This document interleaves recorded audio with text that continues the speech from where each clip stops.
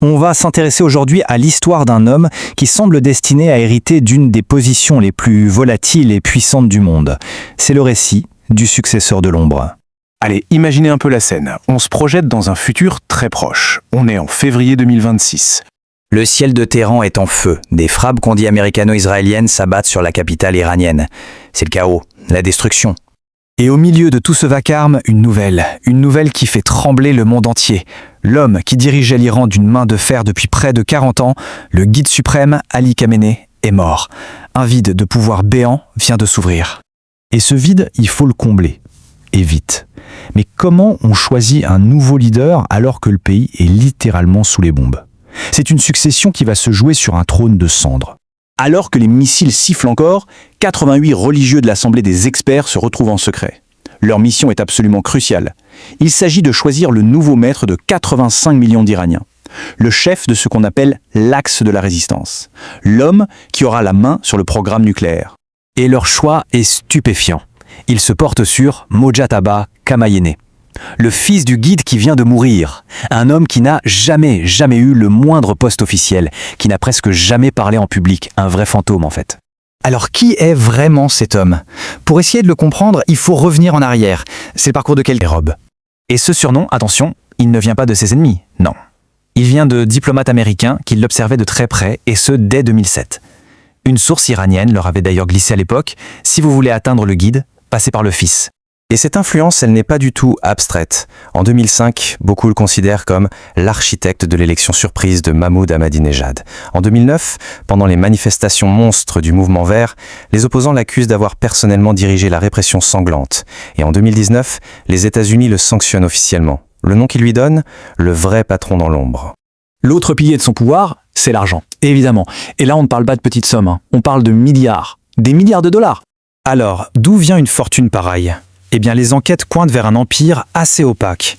Un empire qui serait alimenté, en partie, par des taxes sur du pétrole vendu en douce, mais aussi et surtout par les immenses activités économiques des gardiens de la Révolution, dont il est devenu l'interlocuteur numéro 1. Et tout ça serait géré à travers un réseau hyper complexe de sociétés écrans un peu partout dans le monde. Ok, revenons à notre scène de 2026. La nomination de cet homme de l'ombre, elle déclenche immédiatement une tempête mondiale. C'est le début de ce qu'on peut appeler une succession très dangereuse. Alors la question c'est, pourquoi lui ? Eh bien la justification donnée par un membre de l'Assemblée est glaçante. Le critère principal selon lui, c'était que le successeur soit détesté par l'ennemi. Et comme les États-Unis haïssent Mojtaba, eh bien il était le candidat parfait. Logique, non ? La réaction de l'ennemi, évidemment, ne se fait pas attendre. Donald Trump, qu'on imagine de retour au pouvoir dans ce scénario, est très clair. Il déclare que Mojtaba ne tiendra pas longtemps sans l'accord des Américains. Et il lie directement sa survie à l'arrêt du programme nucléaire iranien. Israël va encore plus loin. Il balance une menace de mort directe non seulement contre le nouveau guide, mais aussi contre tous ceux qui l'ont élu. Là, la tension monte d'un cran, d'un coup. Face à ces menaces extérieures, à l'intérieur du pays, le pouvoir se consolide. Le corps des gardiens de la Révolution, qui est la force la plus puissante d'Iran, affiche immédiatement sa loyauté la plus totale. Le message est on ne peut plus clair, ils sont prêts à la guerre. Mais pour vraiment comprendre ce que pourrait être son règne, il ne faut pas regarder que la géopolitique. Il faut se pencher sur la tragédie personnelle qui, d'après les experts, va tout définir. Son avenir, un avenir de vengeance. Parce que dans la nuit où son père a été tué, Mojtaba a perdu bien plus qu'un guide. Sous les bombes, il a aussi perdu sa mère, Mansoureh, son épouse, Zahra, et d'après plusieurs sources, l'un de ses fils. En une seule nuit, tout son monde s'est effondré.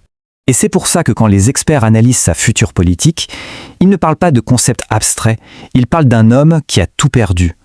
Comme le résume cet ancien diplomate américain, Alan Ayer, il sera plus radical, il aura une soif de vengeance personnelle à étancher.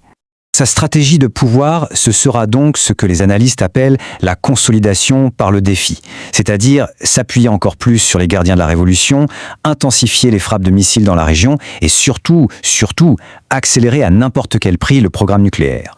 Et tout ça nous mène à cet incroyable retournement de situation. L'homme qui a passé sa vie entière à manœuvrer dans les coulisses, à fuir la lumière, se retrouve propulsé sur la scène mondiale comme le dirigeant le plus exposé et le plus ciblé de toute la planète.